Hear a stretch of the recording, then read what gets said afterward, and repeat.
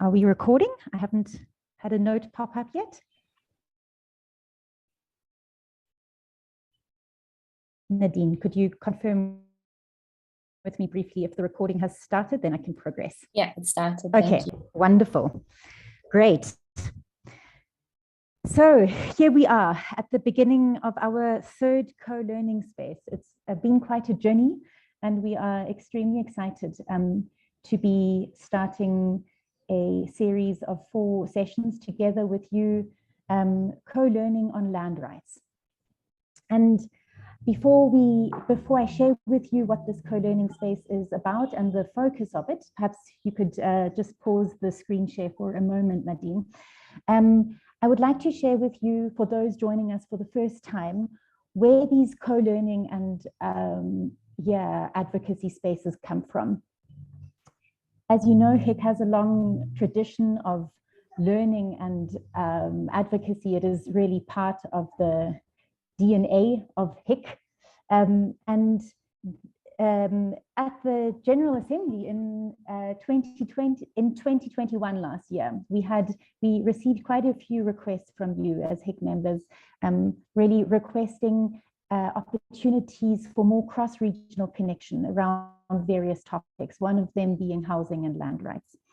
And so the coordinators of HIC Latin America Housing and Land Rights Network, HIC MENA region, myself and our president came together, and we developed this joint initiative on co-learning spaces, precisely with the aim of bringing us together to learn, exchange practical lived experiences, but then also strategize together on advocacy and develop very clear strategic approaches on joint advocacy initiatives and opportunities.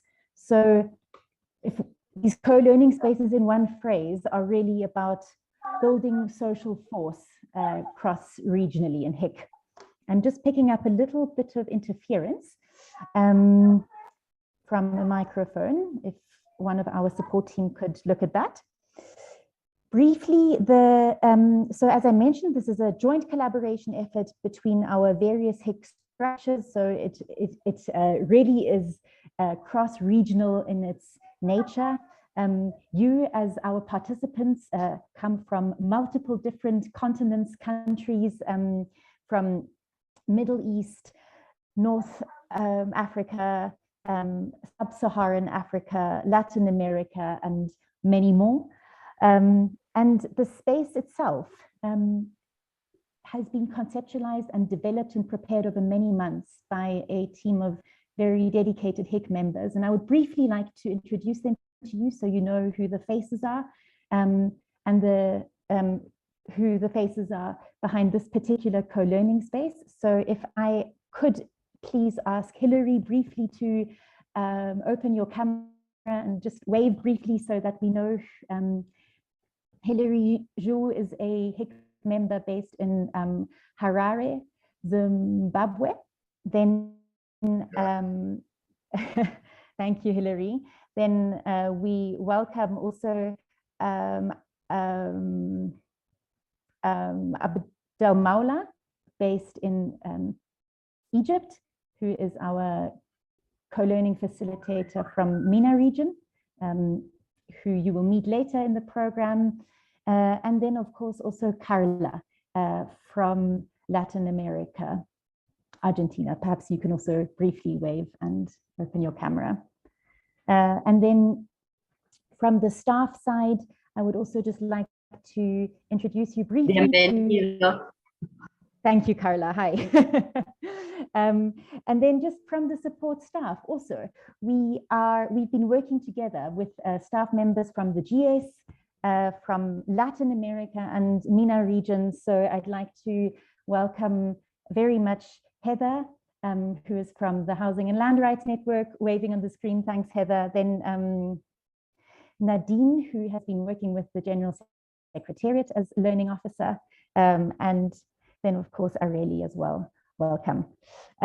So as a broad introduction, I would now like to move into having a very brief look at what we will be discussing and unpacking together over the next 4 weeks. If you could skip to the next slide, please. So, as you know, the focus of these co-learning and advocacy sessions are on land rights.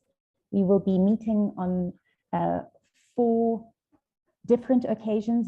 You can see the dates listed on this slide below. Our first session today will be looking at realizing the human right to land from a gender equality perspective. Session 2 is looking at land tenure patterns and related violations and conflicts. That will be taking place next week, same time, next week, Wednesday, May the 18th. Session 3, we'll be exploring strategies and various instruments to strengthen struggles around land. That's happening on 25th of May. And then the last session, we'll be looking at laying the foundations for a global land rights advocacy strategy.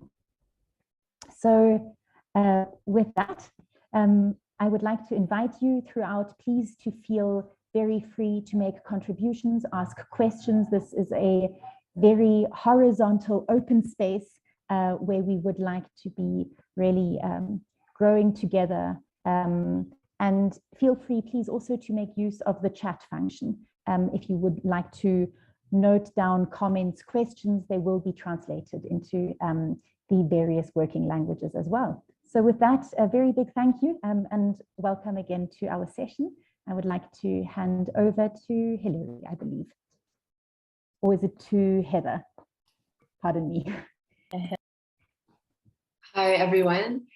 So as you know, this is a space that includes both a live session that we're in now, but also includes an asynchronous space where you as participants have the opportunity to share your ideas and your understandings. And we will have opportunities for you to speak throughout the session today as well. In the initial email that was sent to you, we did ask a question, what is your understanding of land rights in your region? So some of you were able to post in the Google Classroom, and if you did not have that opportunity, no worries, we will have a few minutes at the end of today's session to walk you through how to use the Google Classroom, and you're able to post an answer to today's question as well as the question for the next session next week. So just to go over a couple of minutes of some of the responses. We have a response first from Nigeria, Andrew, who speaks of land law, which is often used there as a tool of dispossession. It tends to be very conservative and doesn't fully grapple with or acknowledge the diverse interests that individuals and communities may have with respect to land. We have an input from Bangladesh, who work with slum dwellers. And land rights is a bad issue for slum dwellers there. You need political power to get land. And in particular, an example is given of the gender inequalities in land rights for slum dwellers. An example here is given of a divorced woman who finds it difficult to maintain rights to land. We then have an input from Zimbabwe, where the main issues around land rights are conflict, mining, and agriculture. And the law says that what is on top of the land is yours, but what is in the ground doesn't belong to you. So for this reason, miners and farmers are in conflict over ownership. And then we have, I think, a new submission around airports. So expanding airports are a cause for some large-scale land takeovers and evictions. We had some responses also given in the welcome session, which I'll just read a couple briefly. So we had a response from Aileen.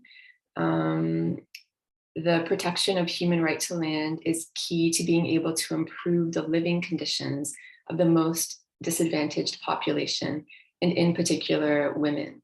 And Aileen links the right to land to other rights such as food, housing, water, and health. And it mentions that this is particularly important in times of crisis. And we had another input from Bolivia that I want to share. Daisy, who points out that small plots of land are often used as community property or indigenous territory or for peasants. But the larger, medium and large plots of land are used for agricultural companies, and that it's important that the economic purpose of the land should benefit society and individual owners. So as I said, going forward, you are welcome to post your responses to the questions in the Google Classroom. We will go over that at the end of the session today. And you're also welcome to communicate, to converse with the fellow participants in that space. And we look forward to hearing more from you in the coming weeks. So now I think I can pass on to Hillary, who will, I think, make a brief statement and then introduce our first global speaker. So Hillary, if you're ready.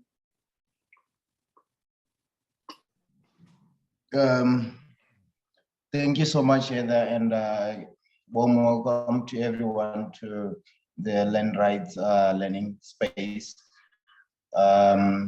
Just on a opening and said note, I just want to announce the passing, maybe the matter of land and housing rights activist Nokuthula Mabaso from Mabashla Levisem Jodolo in South Africa. They are working with slum dwellers in South Africa's Ekenana suburbs. And we just been maybe just opening up, we just be in solidarity with them as we mourn her, and also going forward in terms of promoting and protecting land rights.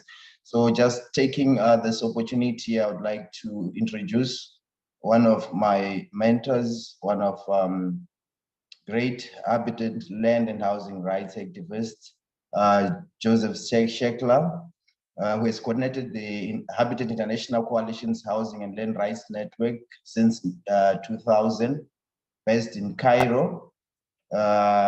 HRN maintains a civil, just briefly in terms of the Housing and Land Rights Network, it maintains a civil society network of organizations specialized in economic, social, and cultural rights, particularly the human rights to adequate housing, water, and land.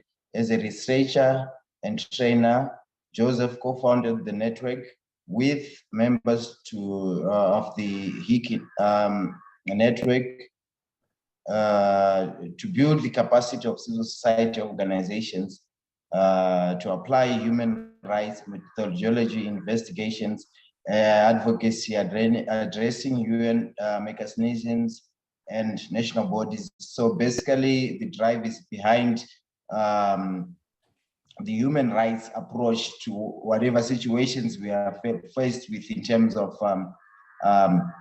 habitat, land, and housing rights.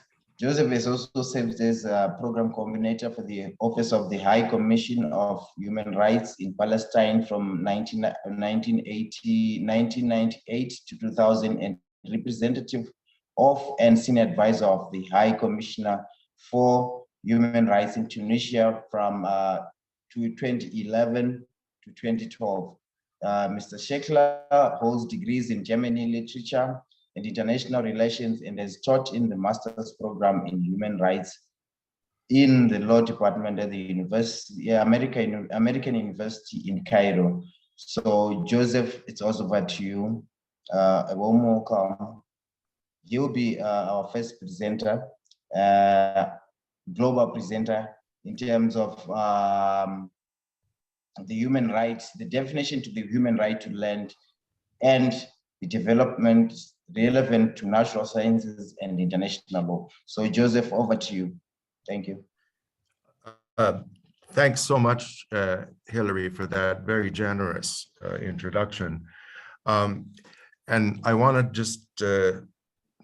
just respond to that and say that you are all my mentors. In fact, we've learned so much from each other.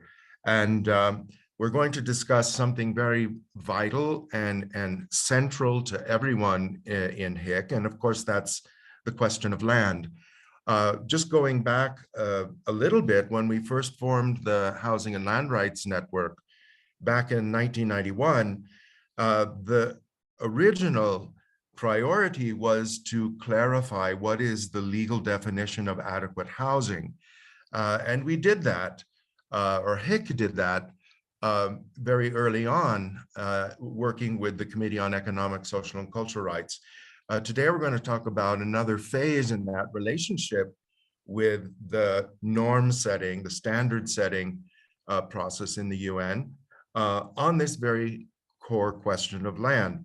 And of course, when we first formed the Housing Rights Committee, we realized very soon that we can't talk about housing unless we talk about land as a core issue.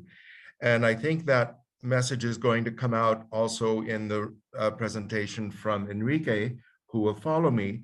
But as we are following a kind of a pedagogical approach in this co-learning and advocacy program, we're going to start with the general and then go to the specific. That is, begin with the theoretical and then go into the implementation or the practical. And so what I'm going to share with you today is something that's a little bit general, that is on the theoretical side, but it's really, really important that we all start out with the same kind of basis of understanding of what it is we're talking about. And when we talk about a human right to anything, we really need to get our theory correct.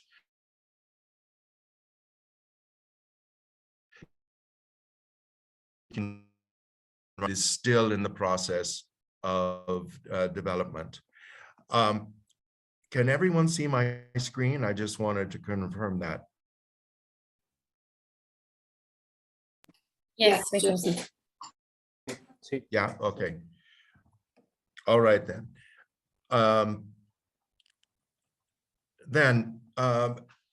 There's a very interesting quote that I want to share with you. It's from a senior officer in the Food and Agricultural Organization of UN at a recent conference in Cairo. And she said that land is the foundation of life on earth, and it's important for everything. How land is used and managed influences nature, food, water, energy, and climate. Of course, we can add housing to that.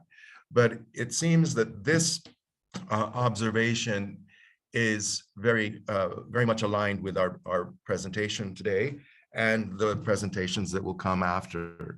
I just want to remind everyone how human rights became developed. We talk about human rights over history through struggles, revolutions, social movements, etc. But in the international system, it really starts with the codification of human rights in the UN Charter, the recognition of human rights as one of the three essential pillars of the international organization. The others are peace and security, and of course, sustainable development. But neither of those sustainable development or peace and security can be achieved without human rights. And so the first articulation, that is the first expression of human rights, identifying what those rights are, is the Universal Declaration in 1948. But as a declaration, it's just a statement of principle. It doesn't really assign any obligations on states. And so what was needed was to have treaties that assign these obligations to states. And by 1966, finally, we had the International Covenant on Economic, Social, and Cultural Rights, and also the International Covenant on Civil and Political Rights. And these are the two most general and most foundational treaties that most states in the world are parties to. And what is interesting too, if you look at these two documents, you might ask yourself, why do we have a separation between economic, social, and cultural rights on one side and civil and political rights on the other?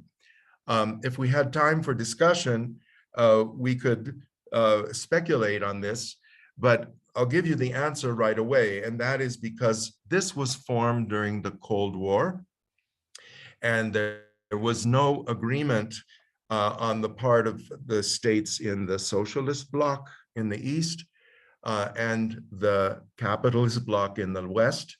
The Western states didn't have a problem with accepting obligations to respect, protect, and fulfill civil and political rights.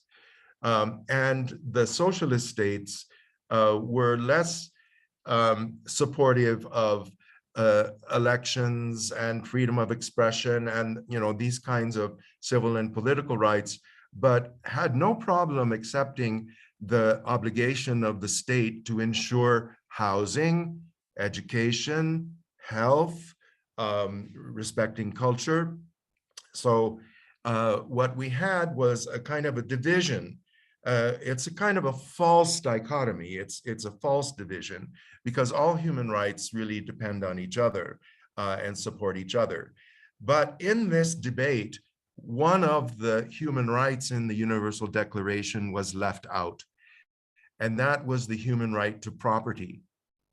And in the Universal Declaration, it speaks about everyone's right to own property individually and in association with others.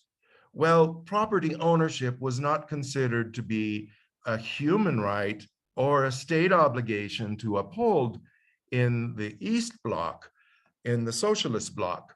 So what we have now is that one human right in the Universal Declaration, which is so focused on ownership, that is left out of the state obligations in these two covenants.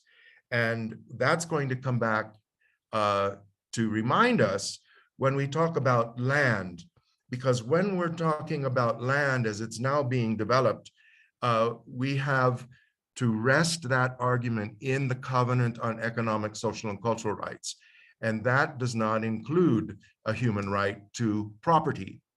So today's exercise is going to be an attempt to consider land separate from property, but rather as a human right that is, of course, an entitlement of all. And then, of course, after these covenants, we have the individual conventions that are more specific to specific groups and specific situations. But this foundation is the framework that we have to discuss a human right to land. And that job is up to a committee that is the committee that oversees, monitors, and interprets the Covenant on Economic, Social, and Cultural Rights. Here's a picture of them. There are 18 experts from around the world. They're not supposed to be political. They're supposed to be legal and substance experts, which of course they are. But they all come from different cultures, different legal systems, different points of view. But one of the challenges that we have in operating with this committee is that they are very much fixated on the law.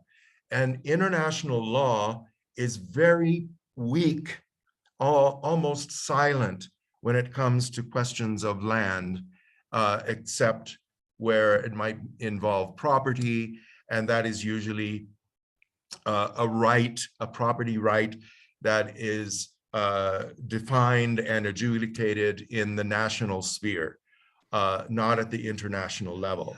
So now we're facing, yes? Sorry, your slides aren't progressing. We're still on the first one. I just wanted to warn you. Sorry for interrupting. Oh, okay. I don't know why that is.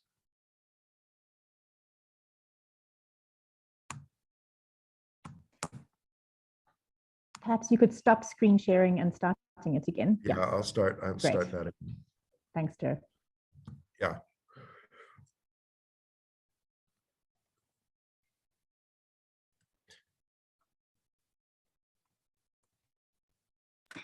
Looks like it's working now. Thank you. Is it? Okay. Okay.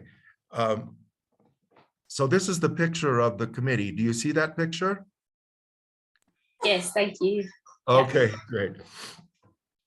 So those are the people we're dealing with now in their current effort to develop an interpretation of land under the covenant.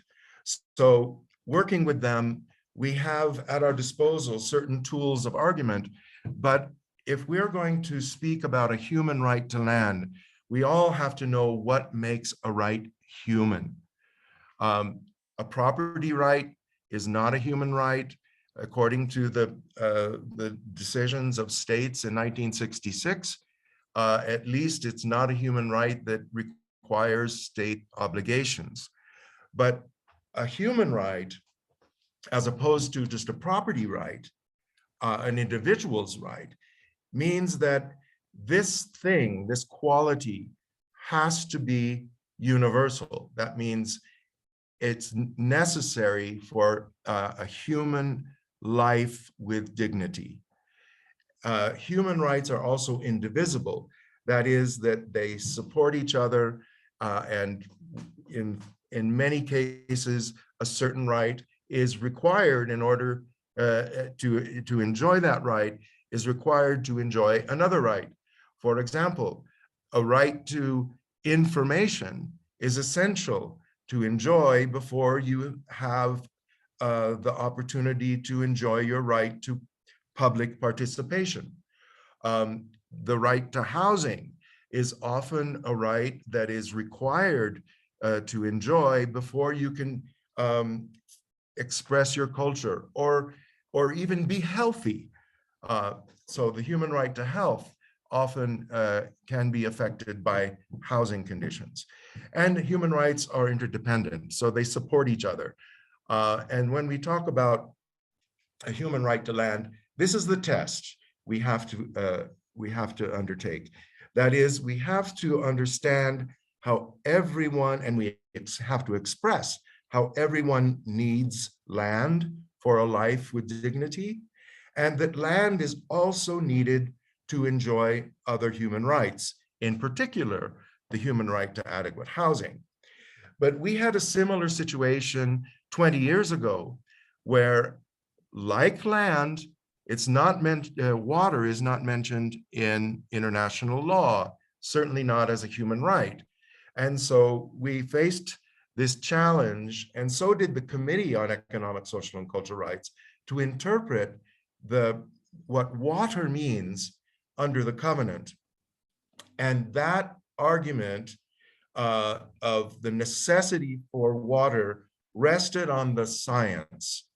That is, the science of human need.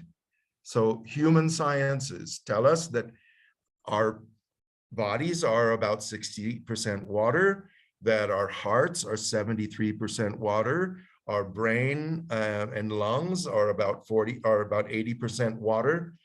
And we should know that a human can live without food for about 3 weeks. So certainly a human right to food is a necessity for life, but also a human cannot typically survive more than a few days without water.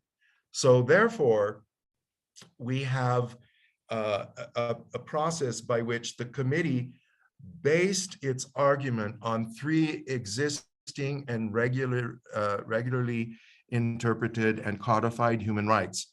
The human right to adequate housing also requires water, drinking water, sanitation, the human right to food, of course, water is a part of that, and to attain and maintain your health, you also need water. So therefore, the committee in 2002 issued a general comment interpreting the human right to water. And 8 years later, you see how long these developments take. The General Assembly eventually passed a resolution recognizing the human right to water and sanitation. So this general comment on the, Sorry, 1 minute, Joe. okay, 1 minute. So what do we say about land? Land is also necessary for birth and growth, reproduction, recycling, regeneration. It's the electromagnetic qualities of the earth are really important for the heart, and contact with land can also affect heart if you have heart disease. Also, the electromagnetic frequency of the land, of Earth, is the same as the human brain, that is the alpha waves of the brain. And land is a primary factor in regulating the organs of the body and the nervous system. So combining the science and the argument, the moral argument of our need for land, we form the concept of a human right to land. But that's also found in culture, and it's recognized. For example, in Islam, we have the tradition that tells us that we all share in three things: water, land, and fire, and it's forbidden to put a price on them. In German culture and in Japanese culture, we have the examples of bathing in forests to reconnect with the land. And the indigenous peoples, for example, refer to land as a life-giving force, that the land and the soil are actually a part of us. So we're building this argument on the necessity of land, but it's also Joseph, run out of time now. Maybe just okay. No. All right, I'll just share these in writing. These materials are available to all of you, but when we compare like the colonial attitude towards land, there's always an assumption that I have a right to own it, where indigenous peoples are born with a sense of obligation, that the land is not only necessary for the human, but it's also our obligation and responsibility to uphold. So I just want to introduce this as a different way of looking at land, and then those who come after me will be giving more specificity on how to make this approach to land as a human right real in policy and in practice. So thank you. Muchas gracias, Joseph. Thank you very much, Joseph. We appreciate this global presentation that is now triggering comments and questions. I would like to say that we will now have some participations from our regions, Latin America and Africa. I will begin with Latin America. And here we have a very beloved person for the movements and organizations of our region, which is architect Enrique Ortiz Flores.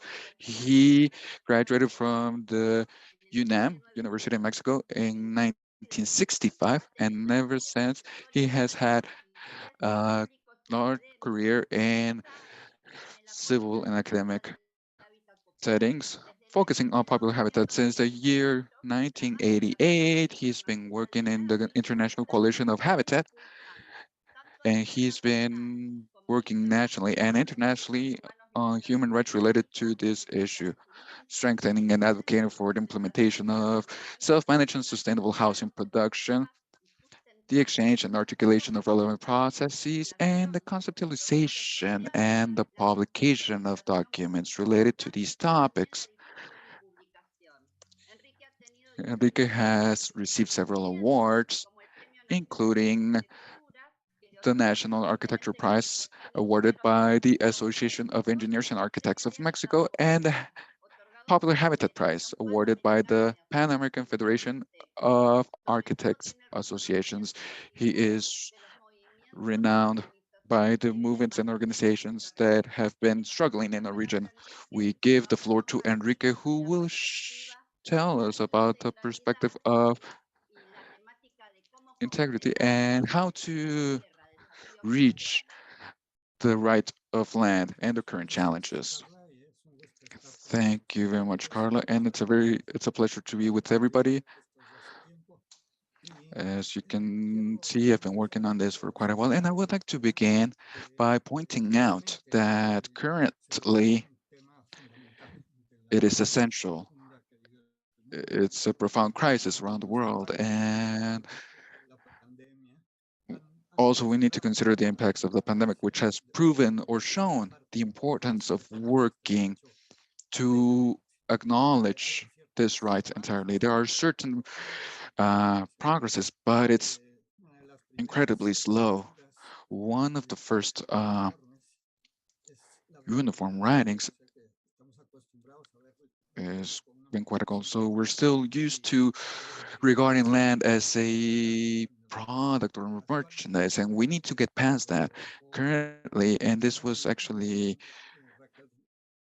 well by Raquel Rodney when she was a rapporteur.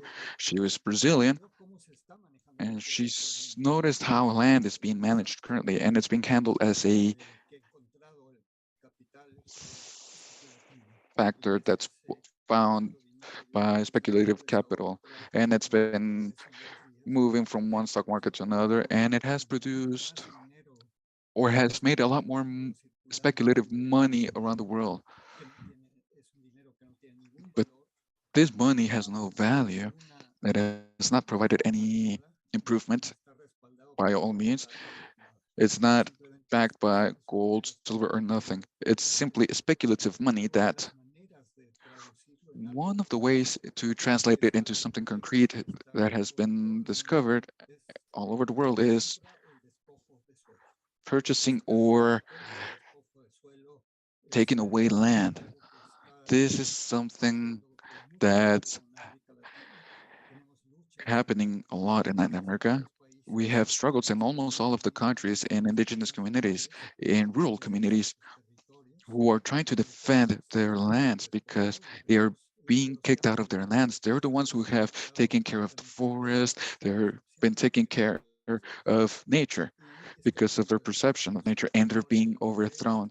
Now, during the pandemic, we've seen how people are being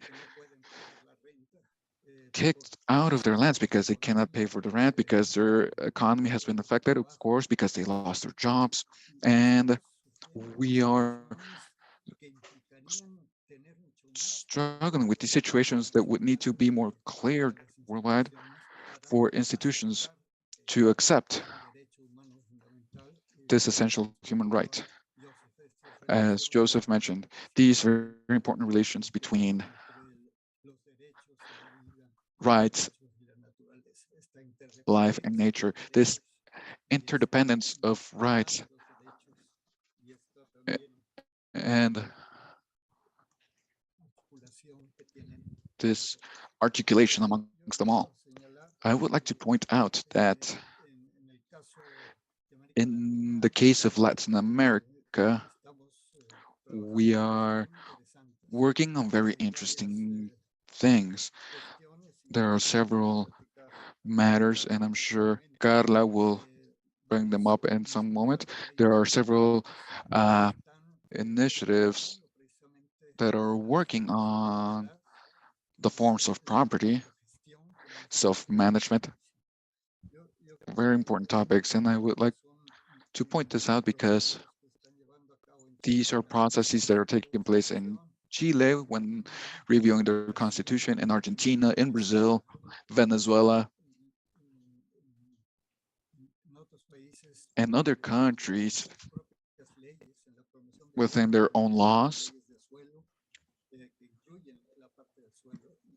within these new upcoming laws that include this topic of soil. And it's something that we need to look out for. I understand that I'm very short on time, but I think it is necessary to conceptualize the right to land in an integral, non-patriarchal way, and that it has several scales. And I noticed that the essential thing is to have equality when it comes to access to land or soil, for all of us to be responsible in handling with this perspective. And this soil has relationship with environmental matters, of course. The habitat is a very vague term, but habitat is the noun to the verb to inhabit. And what's important is how we inhabit. How are we inhabiting our planet, and this relation between a human group according to their lifestyles, their culture, their ways to connect with nature. And these are the characteristics of said nature: the landscape,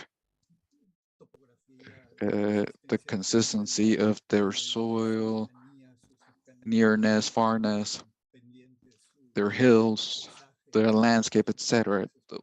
All of the qualities. There's a very profound relationship between human beings and their territory.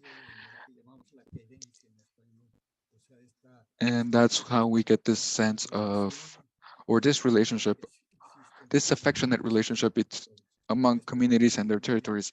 This is handled very well by native communities, indigenous communities, while we have learned to turn it into a product, a piece of merchandise, something that could be, so to speak, affordable, but not affordable to everybody. It has a price. And I would like to point out that in order to move forward on this perspective, it is necessary that I mean, it's not enough to acknowledge the right to land as a universal right, to have a piece of land to live, or a right to individual property, which is how many understand it. It's something a lot more profound than that. And it presents several considerations here. One of them being territory, which is merchandise that you can take over because you can pay for it. And that's the way it's being handled currently.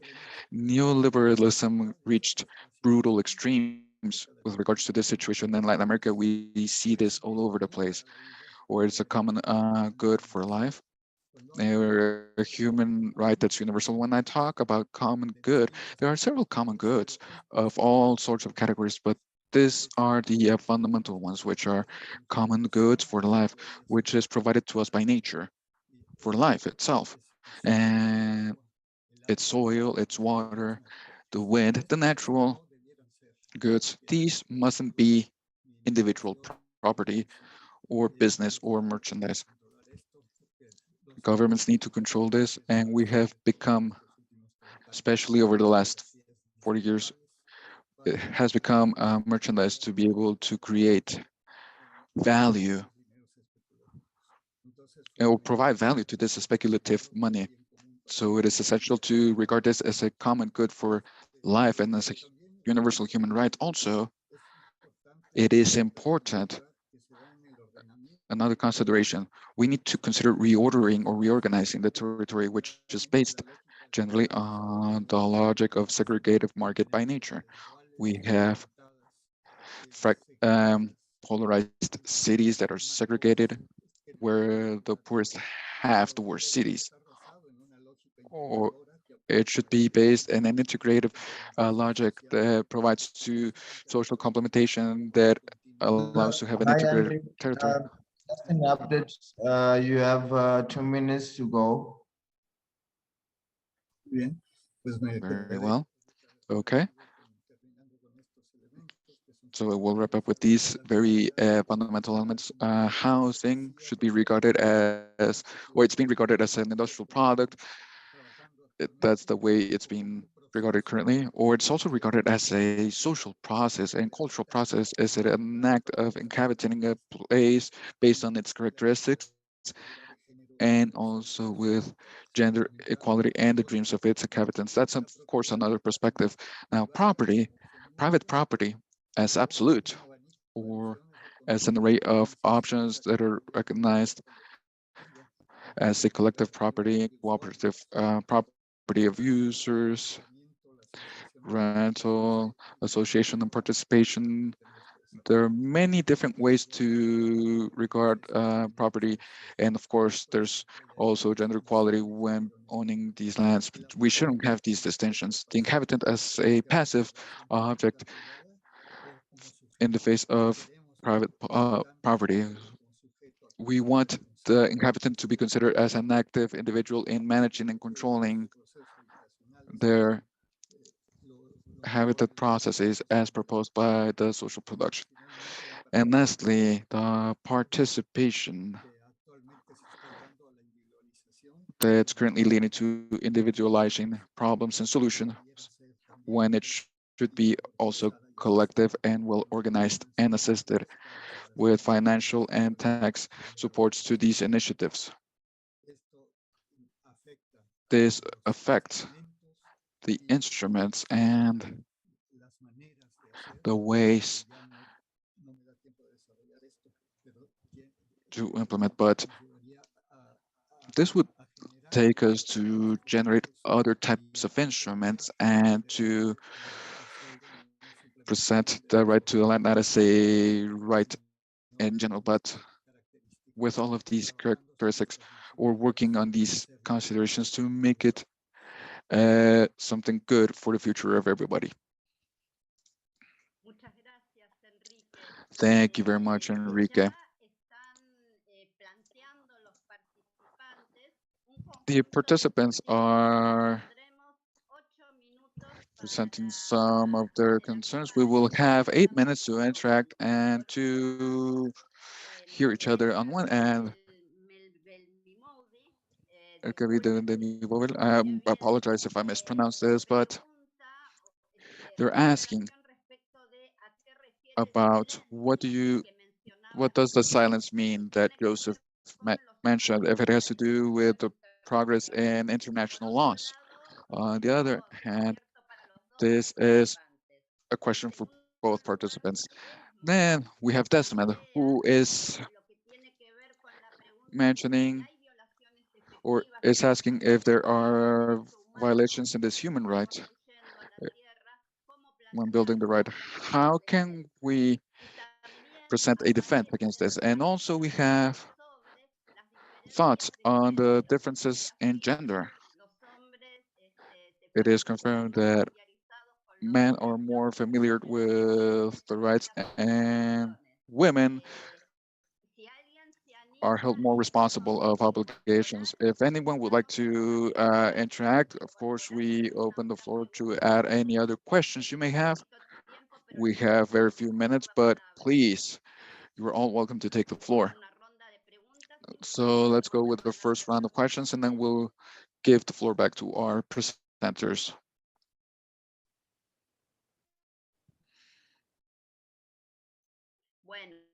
Very well. If not, then the invitation is still open in the chat. I hope you may ask some questions. So Joseph, if you could add your thoughts to these comments, and then Enrique. The questions are really very appropriate, and I thank you for them. This is a really good question about why the international law is so silent on questions of land. And the short answer is that states consider land and all natural resources to be a matter of sovereignty, that there should be no international standard dictating how land is managed within their jurisdiction. It is a problem, and yes, we have to come up with a new, or not so new, but a stronger narrative on how land is essential for everyone. And since states take this position, it's important for us to remember the legal definition of what is a state. And that is found in the Montevideo Convention of 1933 that was concluded in Uruguay among American states. And that defines a state to be a distinct land, a distinct or defined people or population or peoples, and third, the institutions, the public institutions, including government that is recognized by other states as constituting a state government. And there's no hierarchy among these three elements of a state. Land, people, and the institutions should be considered to be equal in a kind of a triangular relationship, and the management of land, therefore, should always rest with the people. Thank you.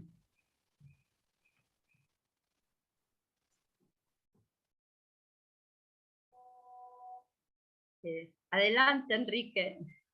Go ahead, Enrique. Well, I believe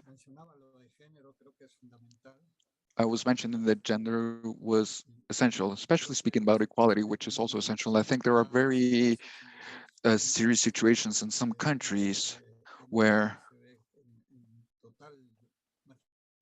women are marginated, even with regards to property, when it comes to defend their place.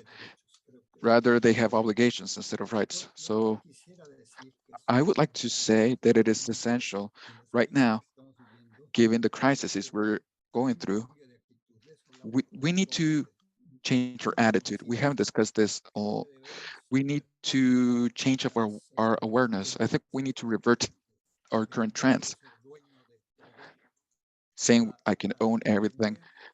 And instead of that, we should understand that we should make life preservation a priority, which is brutally being threatened.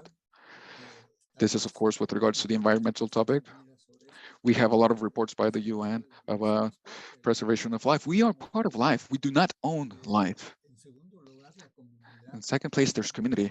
We are also part of communities. We are part of collectives. We are not these powerful individuals that take over everything. And lastly, we are the person with all of rights and full of life, but let us remember that first, we're part of life, secondly, part of the community. And of course, it is essential to consider the concept of community. In Latin America, they're building this utopia called the well living, or buen vivir, that has to do with preservation of life and the perception of community as a key point for a change.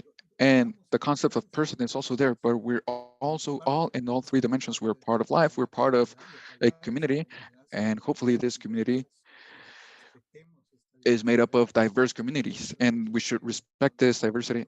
And this, of course, also implies a change of attitude. We need to change our attitude to have a positive transformation.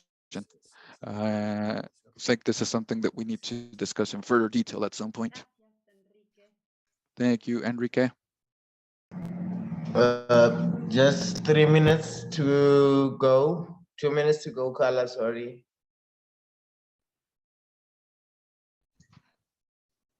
Bien, ¿alguna pregunta más? Si no, are there any other questions? If there aren't any,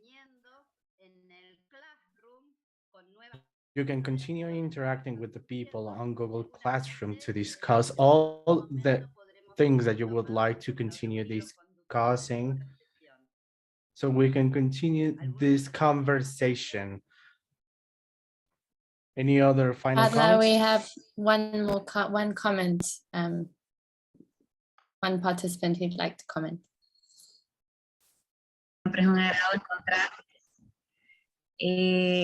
Quisiera saber cómo hacer dialogar. I would like to know how to start the dialogue between policies and laws concerning private property with soil property, how we can recognize private property.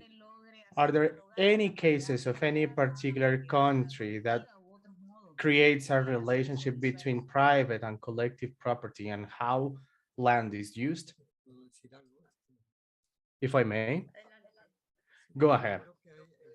Thank you. I believe there are several experiences in Latin America. Latin America has shown we have seen several experiences concerning user cooperative land that's outside the market. We all own it. However, families are owners of use. And having a profit on that is not fair. For individual property, there are many people pushing for those laws. For instance, people in Argentina, Chile, and Venezuela are a few examples that we need to discuss. There are many experiences. The problem is that we in Mexico, for example, were able to have advocacy in the Mexico City political constitution. And the way we managed to control speculation to push for these types of properties was eradicating it from the constitution. And we started working since the early project. Our time is up, sorry.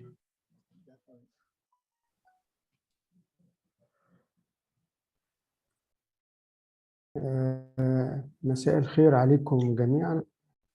الآن Good evening to you all. Now we have two interventions from the MENA region. The first, through pre-recorded videos, we have Dr. Leila Riahi from Tunisia, and she has a PhD in architectural engineering, and she is in the National and the Reconstruction School in Tunisia, and she's also a founder of the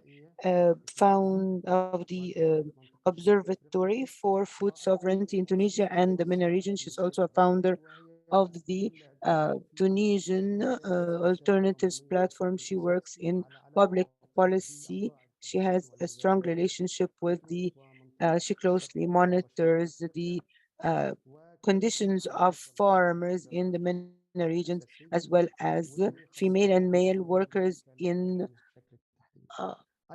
general. Also will be with us Niveen Abid from Egypt. She is an expert on gender and development issues. She is also the director of the board of trustees of the New Women's Foundation. She has a master's in development and gender from the Faculty of Economics in Cairo University. She has strong experience in linking the conditions of women and development in general. with gender. She works also on monitoring the development goals and its relationship with gender. We will now present these two interventions through the video. Thank you, Abdamala. I'm going to share Naveen's video first.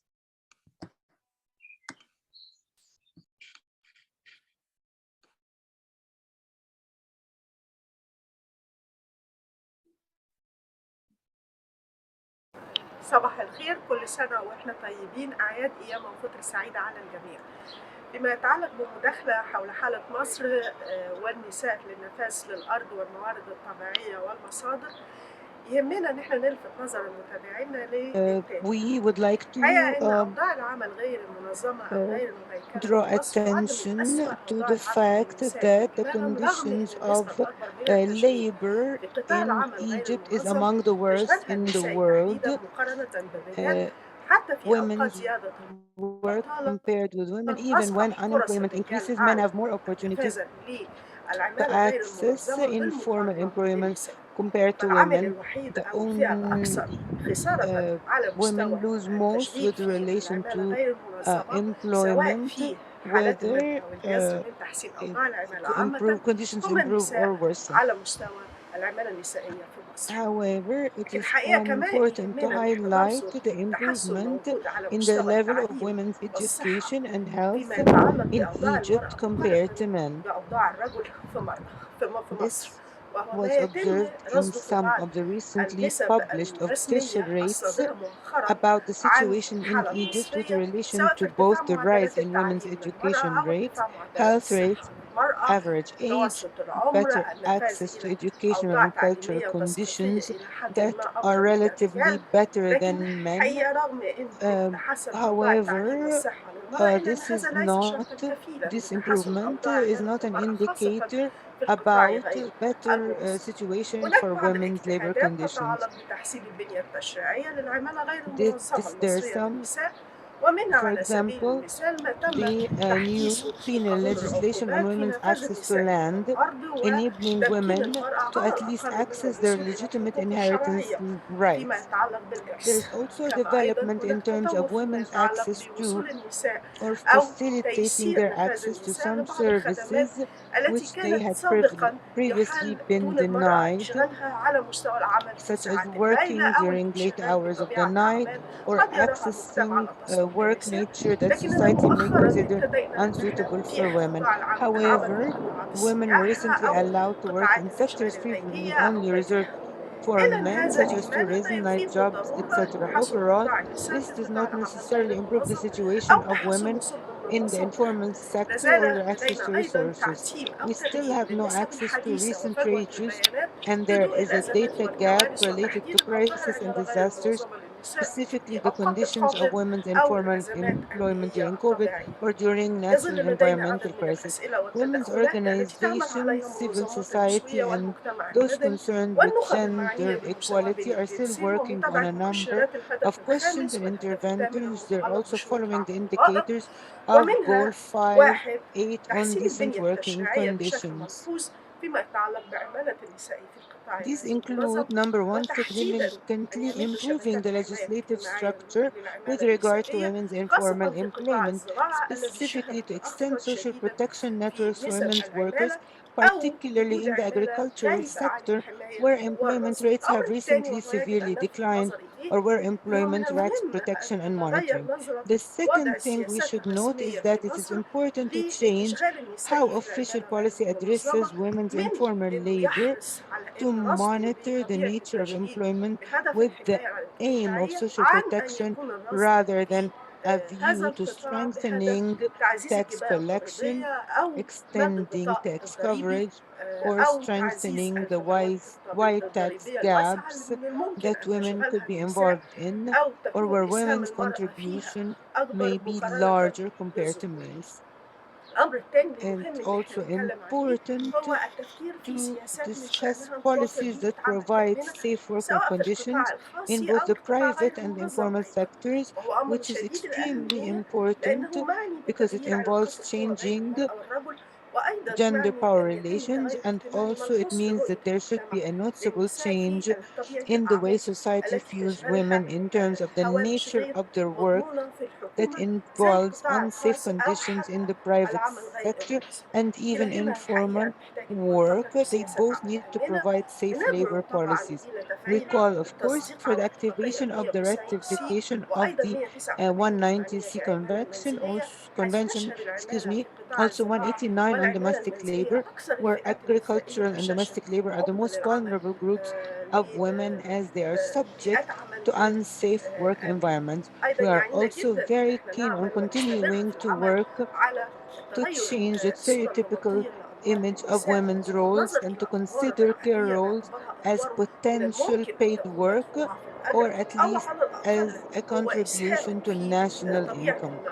الدخل القومي This, وغيرها وهو in أمر fact, الحقيقة is a نعمل matter عليه that we are بجدية seriously حتى working فيما on with يتعلق regard to بالنظر paid إلى رعاية care الأبوة المدفوعة في because الأجر لما يعنيه of the هذا indications من that the دلالات تفيد state, أن الدولة ووضع the السياسات الرسمية formulator والمتبعة of official يسير policies خطوات and نحو تحسن society are فهمه taking steps لعلاقات towards القوى improving بين their الجنسين understanding of وضرورة gender مشاركة power الرجل في القطاع relations and the الخاص need for مثلما في men to القطاع العام. participate in the يظل private العنف as well as وقضايا in the الأحوال public spheres. الشخصية هامة Violence and رئيسية personal لكل status الفاعلين issues لجل remain المساواة central بين to our الجنسين. actors لا in the يمكن field of الخروج gender للنساء إلى equality. أسواق العمل Women سواء cannot كانت في enter the مظلات labor الحماية market, الاجتماعية أو whether خارجها with or وهم without social معنفات protection, while قاصرات they're على أن abused, يكونوا ممتلكات incapable حق of the right القرار to take والاستقلال decisions and be أو يكونوا independent, خارج or حزمة to المكانة lack الاجتماعية social داخل status within the family. الأسرة وبالتالي And من it is المهم جدا therefore أن very ننظر important to وقائع العنف monitor التي قد تعود incidents of مشكلتها في الوصول violence, a النساء إلى problem المصادر which may داخل be الأسرة attributed to women's inability وإعاقة to الوصول إلى access resources المواريث within the والأرض family, والموارد obstructing الطبيعية وغيرها access كلها من الممكن to جدا أن يتم inheritance, تفسيرها land, حالات تمييز وحالات natural عنف resources can all ضد be النساء. viewed as الواجب cases of ثقيل discrimination and وأمامنا violence معوقات against women. كثيرة It's a لكننا heavy أمام duty and we أهداف are تضمن facing heavy الوصول obstacles. ونعمل However, جميعا we have لتحسين great hope مؤشرات المساواة in بين feminist الجنسين solidarity ونفاذ that الأطياب we all والنساء work من together to المصادر improve the وخاصة indicators of الدخول gender المتزايد equality and better access for women بنعبير to resources, وستبقى النتيجة particularly with the increasing attention to environmental rights. Nivina Abed, New Women's Foundation.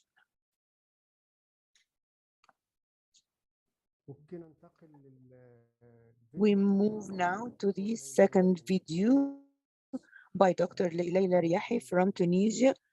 Is it ready?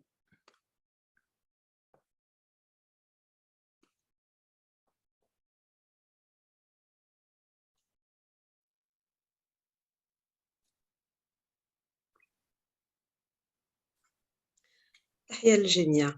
في البداية أردت أن Greetings to أشكر all. فريق At العمل على first, I الدعوة would لهذه like to المساهمة thank the في team for فضاء التعلم inviting me المشترك. to أنا ليلى contribute to الرياحي the من co-learning تونس space. I am وسأقدم Leila لكم Riahi اليوم from Tunisia. Today, مداخلة I بعنوان will make an إعمال الحق introduction الإنساني في الأرض من entitled The منظور Realization المساواة بين of the Human الجنسين، Right to Land from the وسأتعرض Perspective تحديدا of إلى Gender حالة Equality. I will تونس. specifically address the case of Tunisia.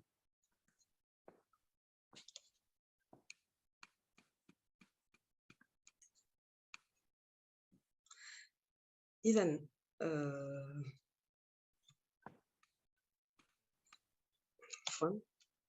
Excuse me. عندما نتحدث When we talk عن إعمال about الحق the الإنساني في الأرض implementation والحق of the human في right to الأرض land and the فإن right to علينا land, أن نعود إلى we مرجع should أساسي وهو الإعلان go back to المتعلق a basic بحقوق الفلاحين reference, من the الأمم UN المتحدة Declaration on لسنة Farmers' Rights 2013 of والذي ينص 2013, على هذا الحق، which حق الفلاحين prescribes في this امتلاك right, the الأراضي farmer's right بشكل to own فردي land أو جماعي individually or باستغلالها collectively بالحيازة to exploit it, to have tenure, بإدارة الأراضي أيضا as well as ومناطق manage الصيد land, والغابات fishing وغيرها، areas, والاستفادة forests, من الإصلاح etc., الزراعي. and to وينص benefit أيضا from في agrarian بنده reform. الأول Article 1 على فكرة of the أن declaration لجميع also الفلاحين states that all نساء farmers, ورجالا women and حقوق men متساوية. have equal rights. عندما When نتحدث we عن talk about تونس وعن Tunisia الحركة النسوية and the في feminist تونس movement in كثيرا Tunisia, ما we ننظر often look إلى at a جملة من number of gains المكتسبات التي لدينا that we have تتعلق made, بالحريات الفردية gains related to وبمجال الشخصية individual freedoms, personal status, and a set of rights. However, when we consider the status of Tunisian women with relation to economic and social rights, we realize the extent of discrimination, injustice, and oppression from which Tunisian women suffer. And by the way, here are some numbers to think about the situation. 52% of the workforce in Tunisia is female. Only 28% of the active group is composed of women, and only 24.6% of the group involved in structured work is female. This means that women are almost excluded from structured or organized work. We also see the extent of discrimination and unemployment, whereas unemployment affects 13.7% of men, it affects 24.7% of women, reaching up to 35% of women in some areas. The same goes to women with higher education, where employment may reach 40.1%. However, when talking about access to land issues and rural land issues, the social group concerned mainly with this issue are the rural women, who represent 1/3 of Tunisia's women and 16% of the population. They also represent 83% of the agricultural labor force. This means that this group is the one that provides food as well as materials for export. When we take a quick look at a regular work day, how a rural woman spends her day, this graph gives us an idea. Below is the middle of the night, and above is also the middle of the night. This is the space of the day and how rural women spend it.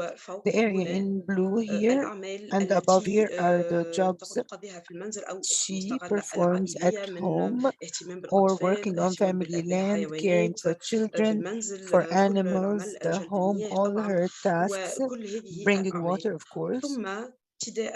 Then, starting at 5:30, they start to move toward agricultural land where she gets paid for her work, because all work that she does here in the blue is not remunerated. Rural women are thus obliged to work outside the family from work, to travel in such circumstances as we can see in the picture, as we call them in Tunisia, death trucks. They are therefore female agricultural workers who go to work land on work days from 6:30 a.m. to 5 p.m. for a pay of 3 or 4 euros per day, very fragile and difficult conditions. And there are cases subjected to violence, harassment, and major problems. This situation is mainly linked to the idea that these agricultural sector workers are in fact peasants. However, they do not have access to agricultural land. All women in rural areas are forced to work on agricultural land that they don't own.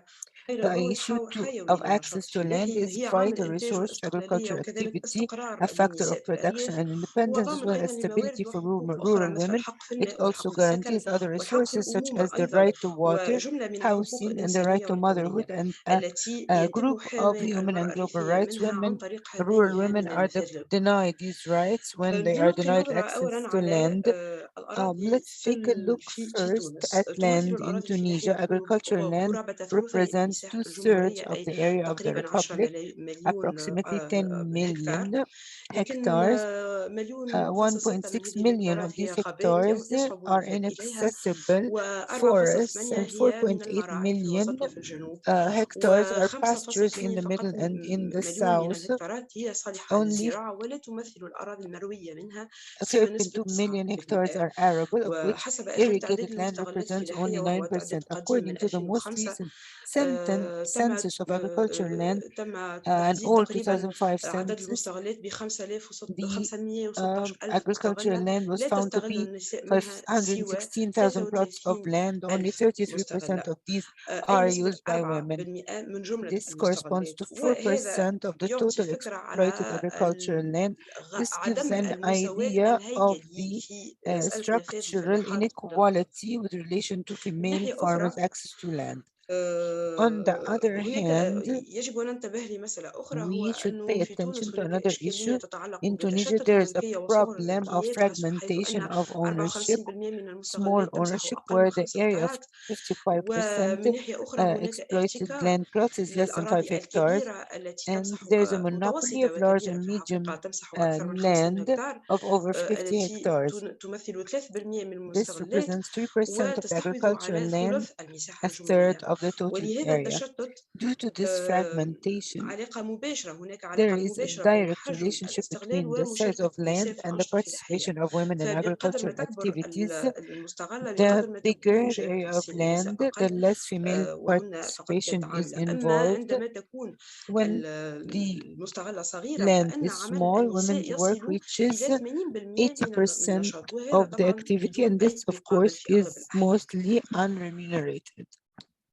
In Tunisia, in general, from the legal point of view, there are three types of forms of land, and we will see how women are excluded from each type. There is the private property, which is about 6 million hectares,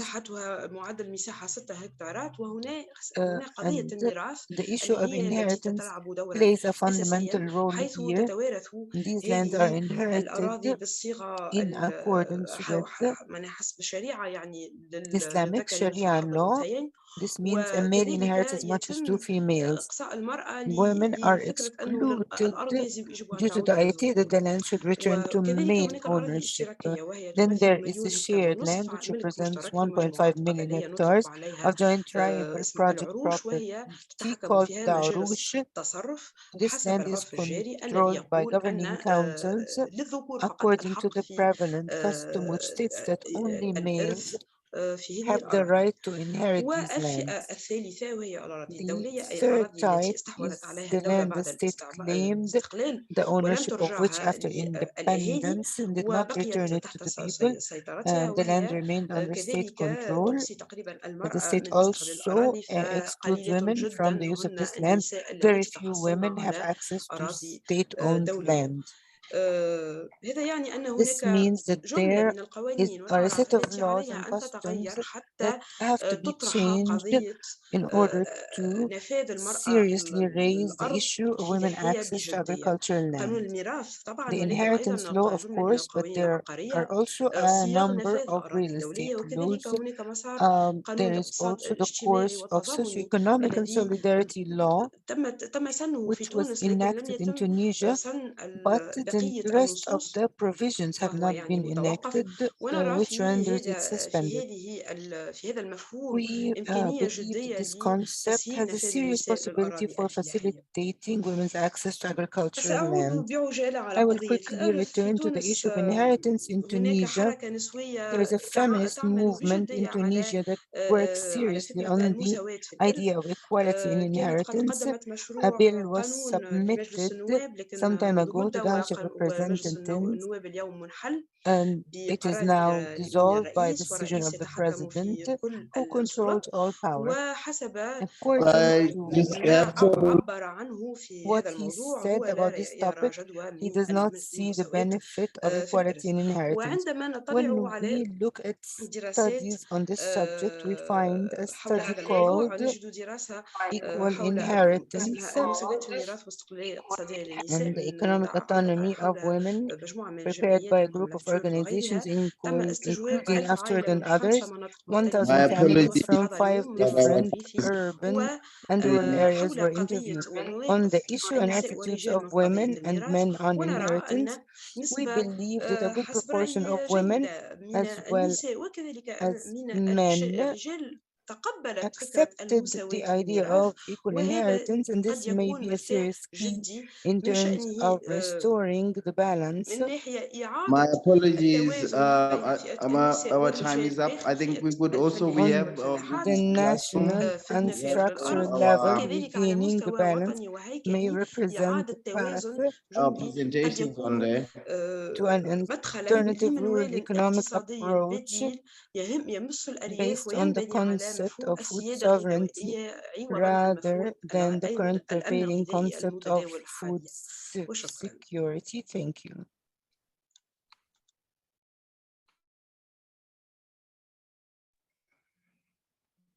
Thank you so much for the presentation from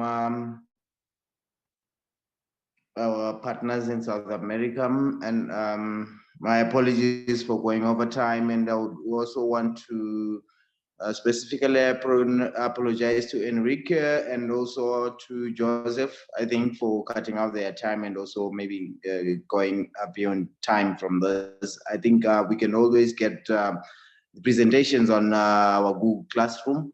We're also recording it and for future references also. So thank you so much. I think we can just going forward. I think I would like to call upon Samuel Ekwa, colleague,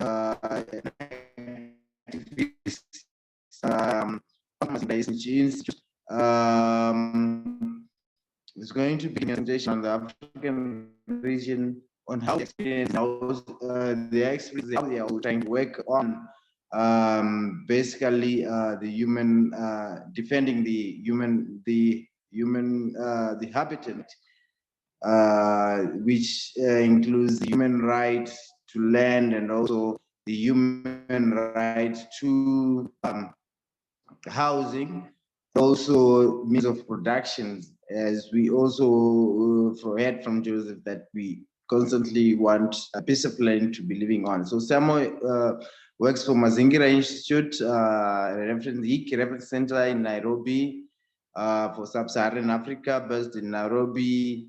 He has experience on urban systems in Kenya, particularly in land, housing, and food. He participated in the Women, Land, and Housing and Homes project.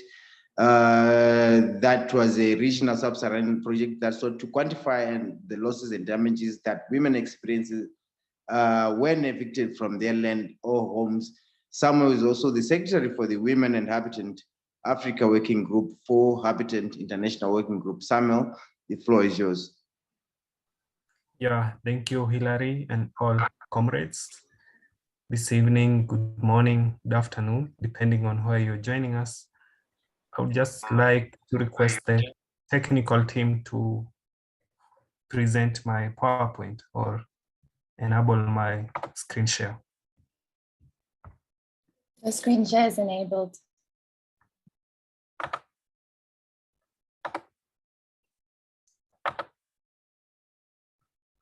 Yeah, thank you. So for this presentation, I will be taking you through interconnected rights in the context of the human right to land in Africa, and I will apply the case of urban areas in Africa and particularly in Kenya. So to take you through a quick introduction,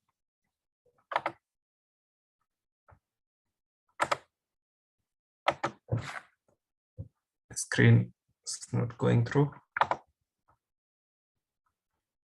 It's trying to put it full.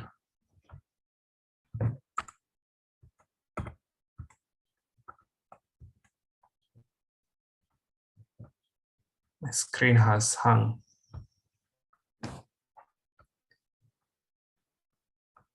Can you share it from your end? Good, good, good. Thank you.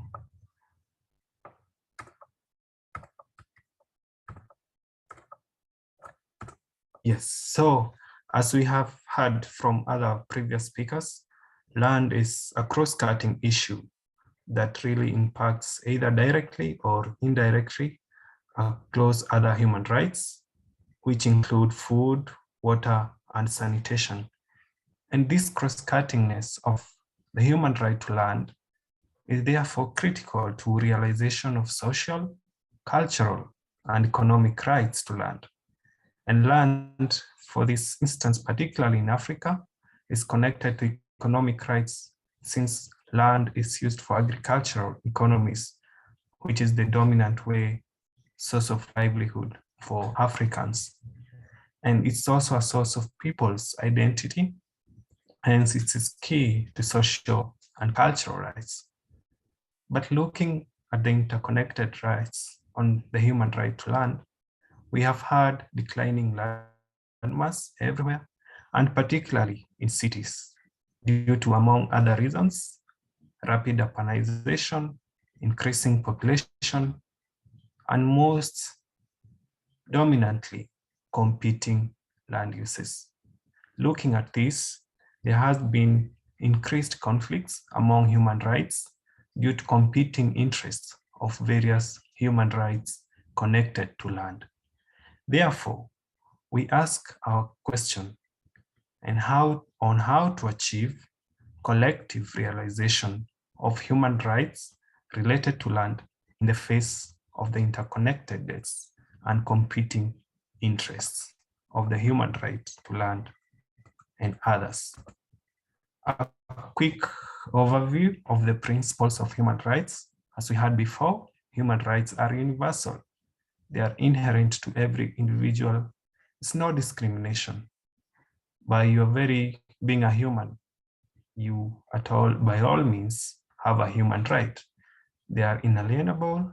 No one can take away from you the basic criteria. You are human. No one can take the human right away from you. And they are also indivisible. All human rights are equal. Both economic, social, and cultural are equal to political and civil rights. There is no any priority given to any particular right. They should be equal. And of course, the most important character trait for the purpose of this session is the interdependence of human rights. They are all linked together. Getting one human right increases the chances of realizing the other. For example, you have access to land. You can produce your own food. That increases your chances of realizing your right to food. You have land. You can construct shelter, housing. That also has a huge impact on your realization to the right to housing. Now, they say a picture speaks 1,000 words, and with this picture, I want to tell you a story. This picture is in an urban area in Nairobi, and I want to show you how this land here is interconnected to other rights.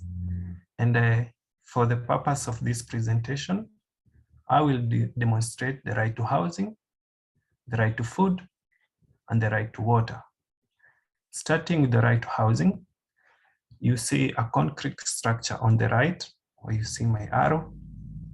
That is a concrete house that is being constructed on the need to improve on the adequacy of housing, to improve from what you see across tin shacks, mud-walled houses, which is really not to adequate housing standards. So as people agitate for the right to adequate housing, the land that you see here will most likely develop into other critical concrete structures for adequate housing. And that means that people who are producing these vegetables will not have anywhere to produce food from. And remember, this is urban agriculture that is key for food security for the urban poor. Like you see the people living in these tin shacks.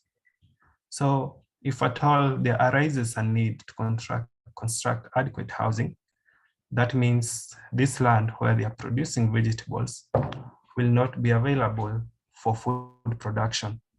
And these people will face aggravated food insecurity.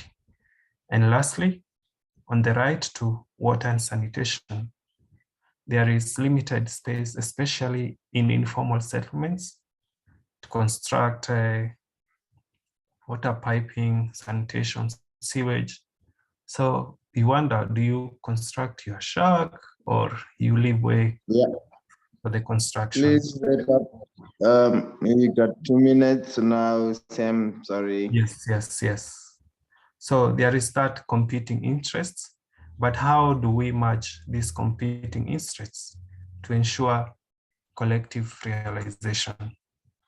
One strategy that I would propose is to apply a human-centered design in designing human habitats.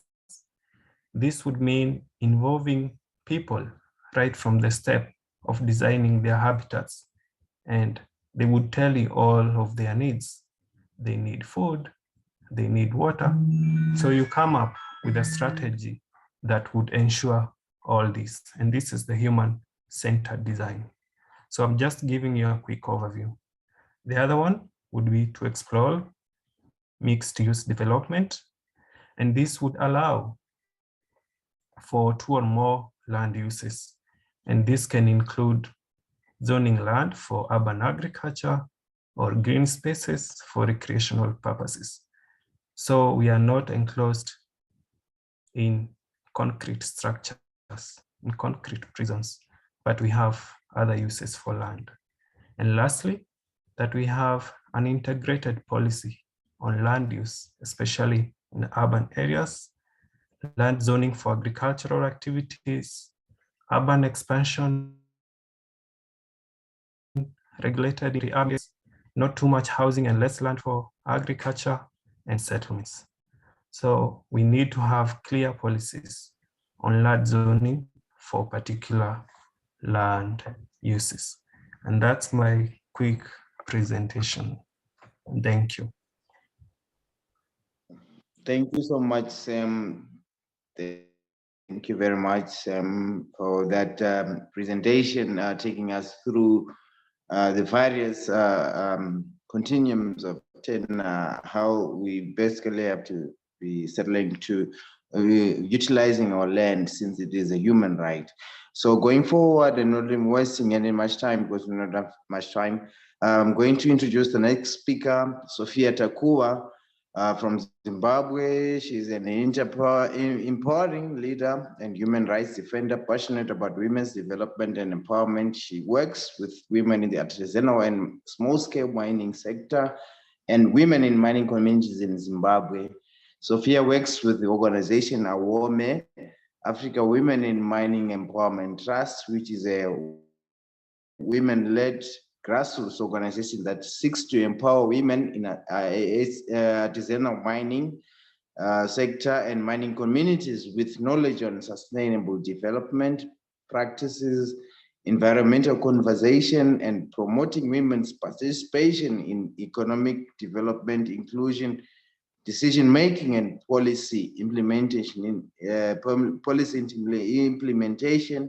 in the mining sector and communities. So Sophia, it's over to you.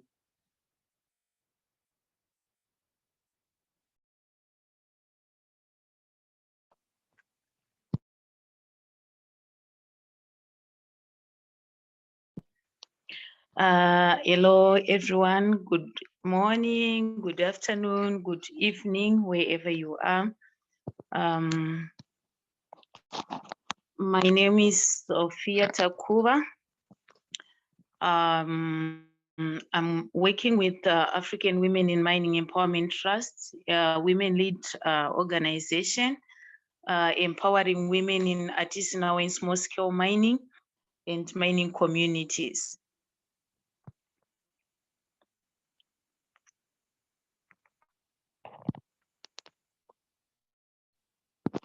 So in Zimbabwe, securing land rights, Zimbabwe's legislation regarding land rights, including the Constitution of Zimbabwe, and everyone is allowed to own land in Zimbabwe, and land within communal areas is vested in the rural district councils, who then can allocate land for occupancy or for use.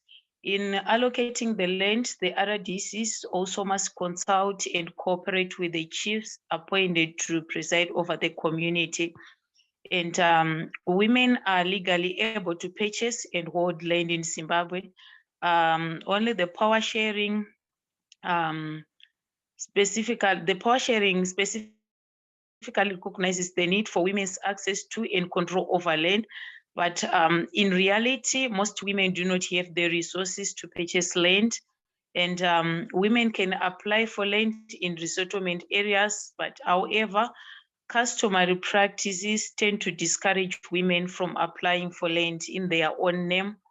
And there is a quota system for land to be allocated for single women, those that are not married or either widows.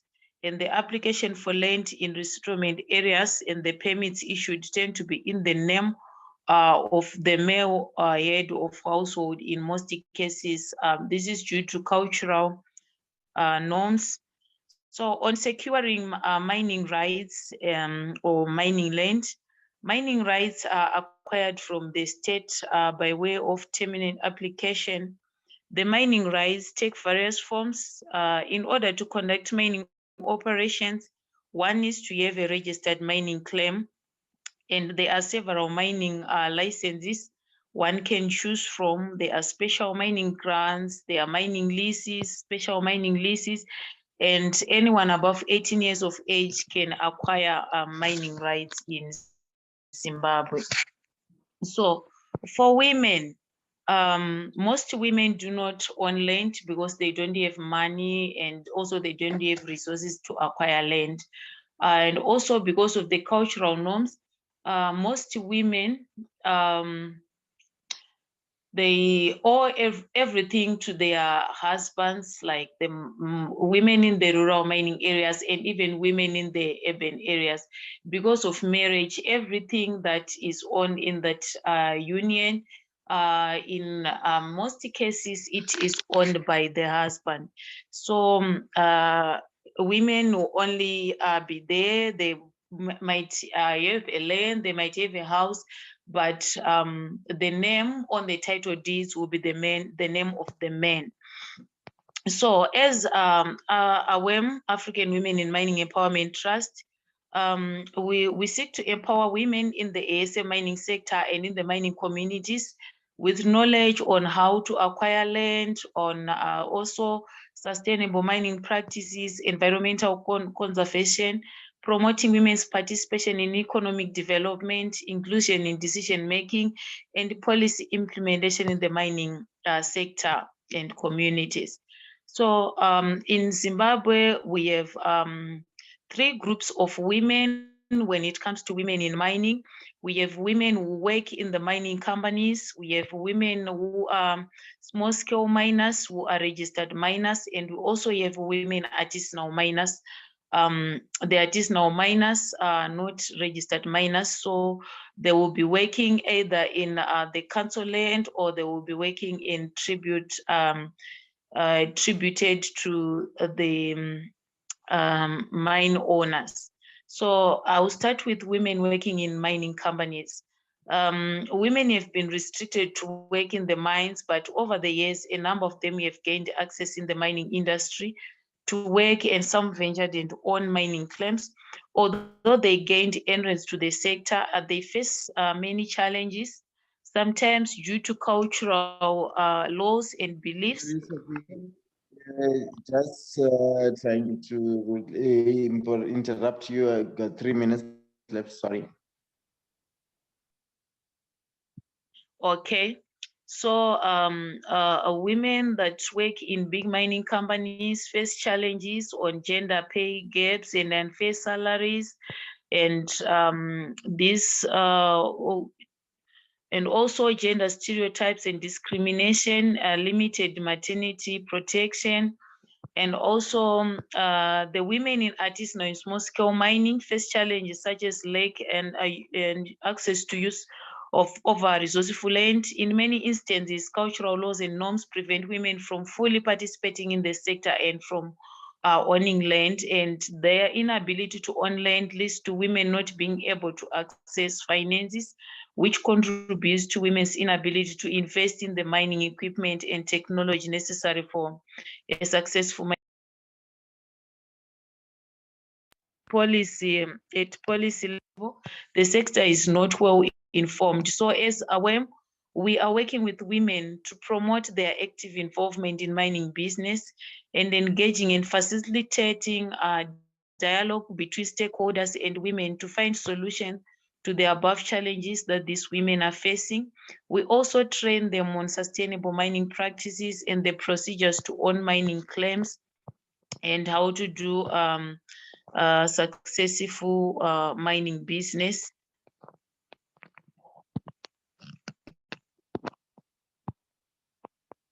How many minutes do I have left?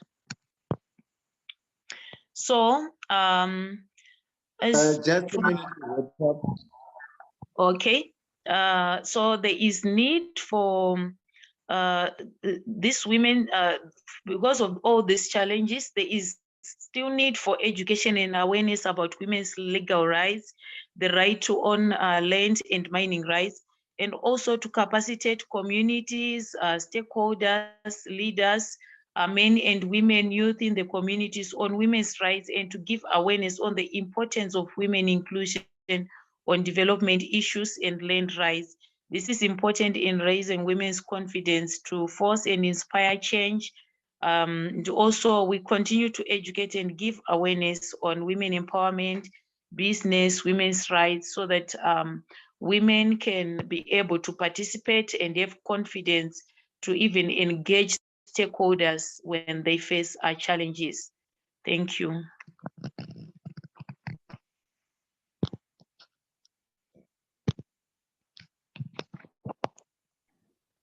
Thank you so much, Sophie. Thank you so much for that brief but very informative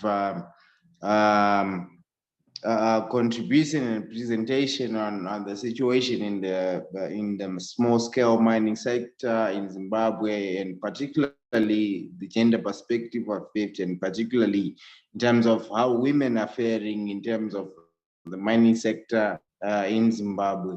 I would now like to kind of open up the floor to some questions, contributions, clarifications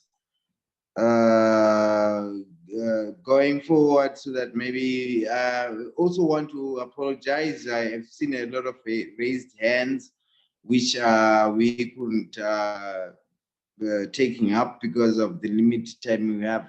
So I would like to open the floor to anyone else and all the participants in terms of if you have any questions, if you have any clarifications which you want from the presenters which we have today. Hilary, I see K. Raman has his hand up if you'd like to offer him the space to speak.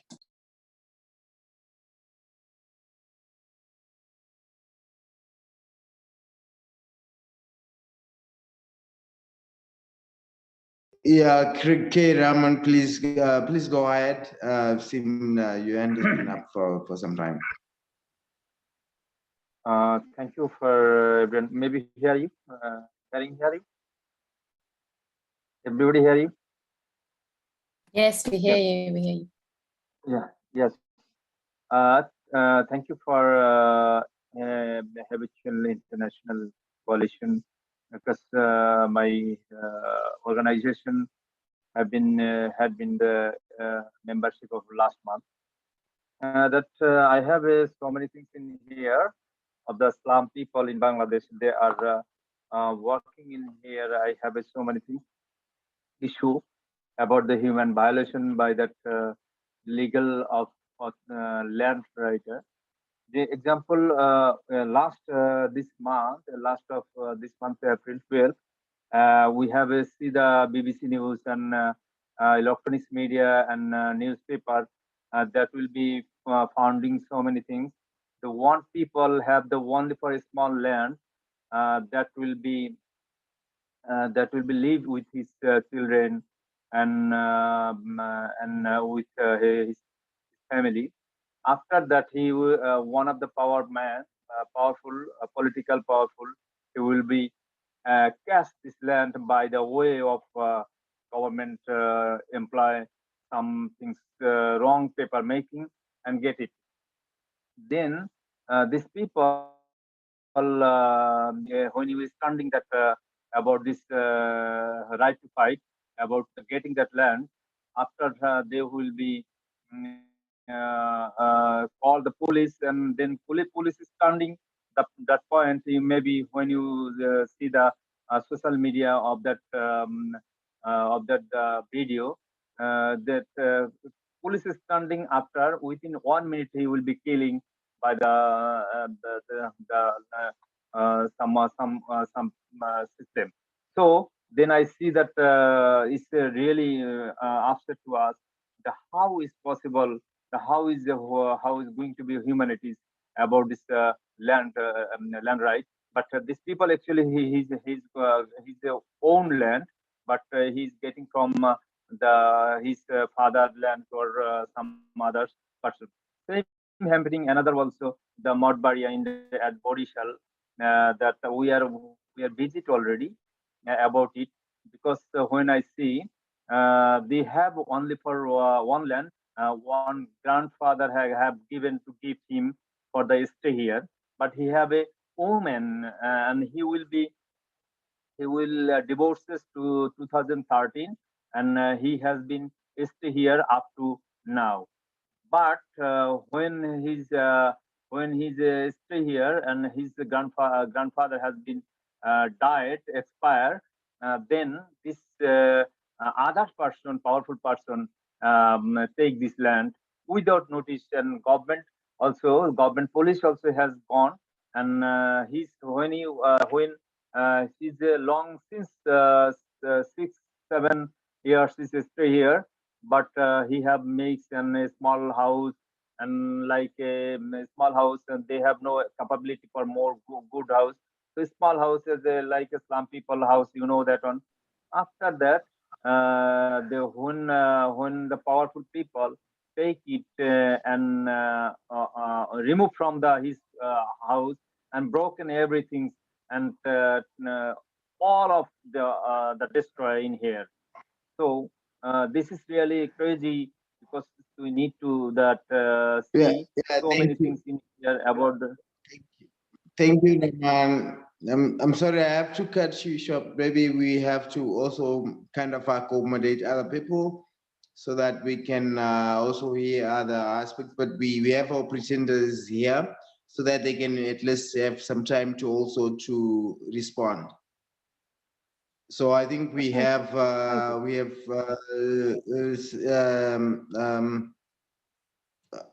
I'm not sure the other hand was now Joe's hand is up. Then there's So Joe. let's offer Joe a chance. Yeah. Yeah, there was another hand up. Okay, just if there's time, I wanted to add, now that we've heard these very interesting and very compatible stories, there is, of course, in many legal systems, in the Ottoman system, in traditional systems, in African systems across Asia, even in Europe, the recognition of different types of tenure that are not private property. And we will discuss those next week when we meet again. I just wanted to mention one historic fact, and that is that when we look at the colonial world, and I will give the example of England's occupation of Ireland 400 years ago, 500 years ago, actually 100 years before the English came to North America. They occupied the land and issued a law saying that anyone who moves on the land for their livelihood has no claim to tenure on the land. This automatically disadvantaged pastoral groups, many indigenous peoples, and this was replicated all over the English Empire. And also in many traditional systems, women are, not all, but in many systems, women are assumed not to be owners of land, that this is somehow inconsistent with tradition. But if we also look at this across the world, there are many contradictions to that assumption. But this is one of the reasons that pastoral groups, women, and to some degree, farmers are always the disadvantaged parties when it comes to land tenure and respect for the rights. Thank you.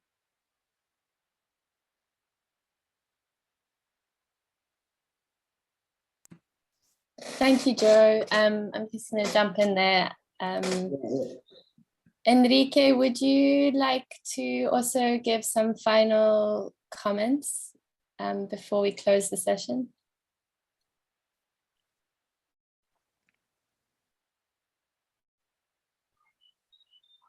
Yes, please. Can I speak now? Okay. No. I was just offering Enrique, our speaker, a chance to give some final comments if you would like to. Yeah. No, sorry, So not for you. Sorry, sir. I was offering Enrique a chance.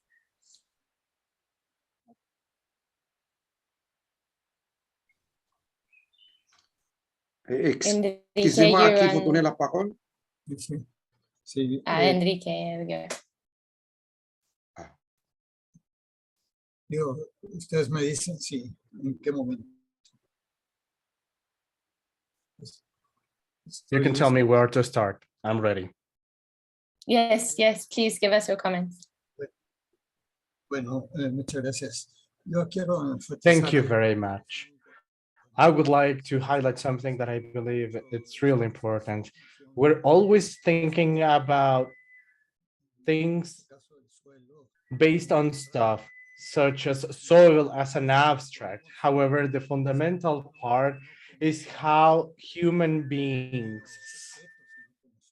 can perceive things not as an object, but as a subject.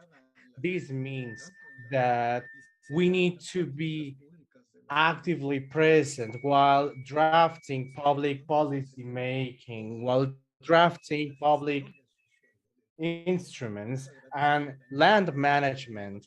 This means that we need to collaborate in managing and drafting these resources. I agree that for households, we should be the ones making the decisions. For urban areas and metropolitan areas and other ecosystems,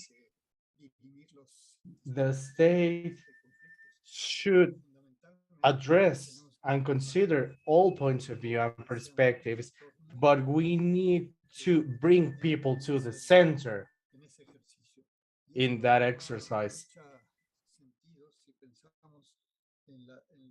And this is clear based on the rights that indigenous peoples have on their lands and their communal property.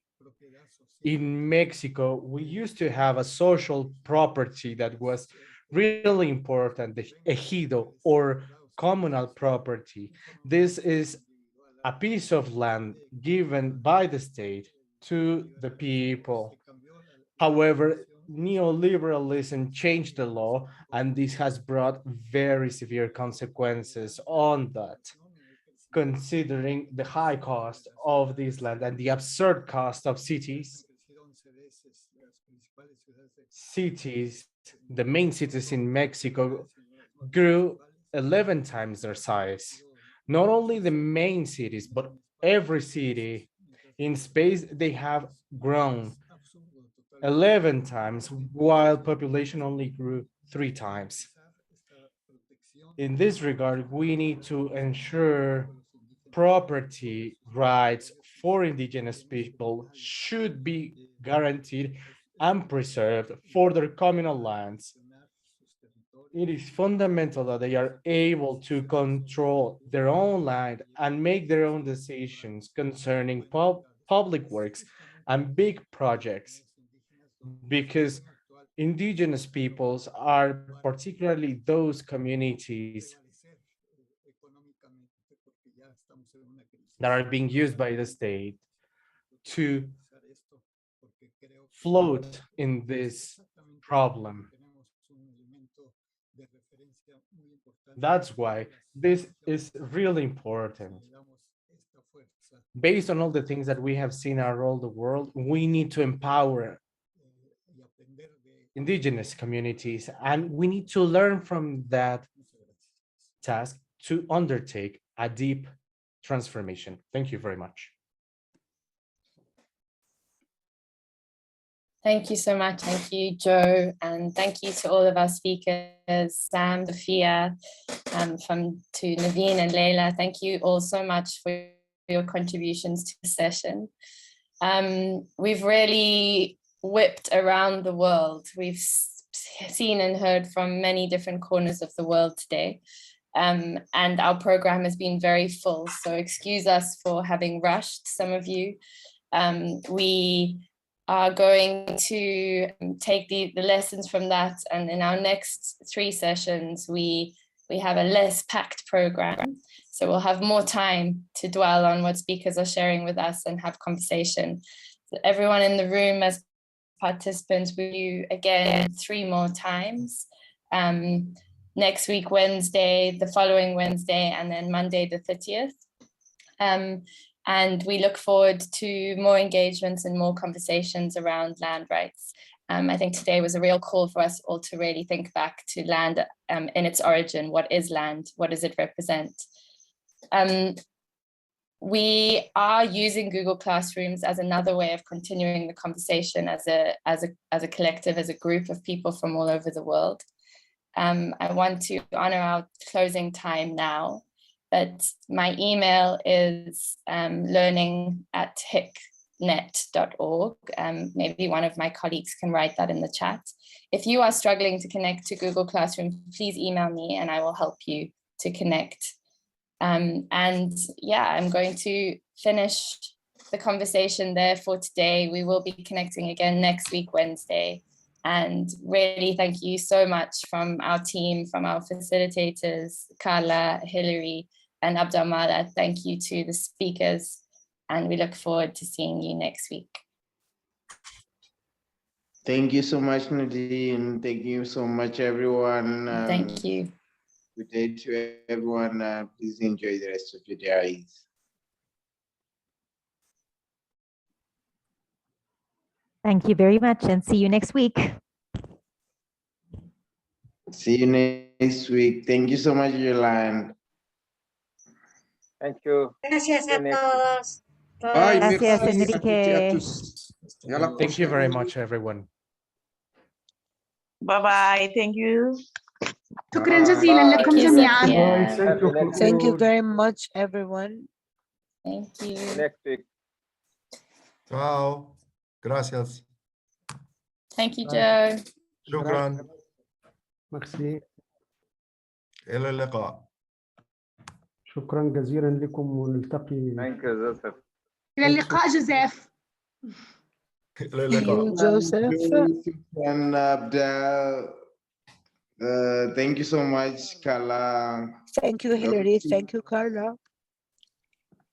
Okay, so for the team, will you just stay behind? الفريق هل يمكنكم أن تبقوا معنا؟ Okay, I think it's just team now.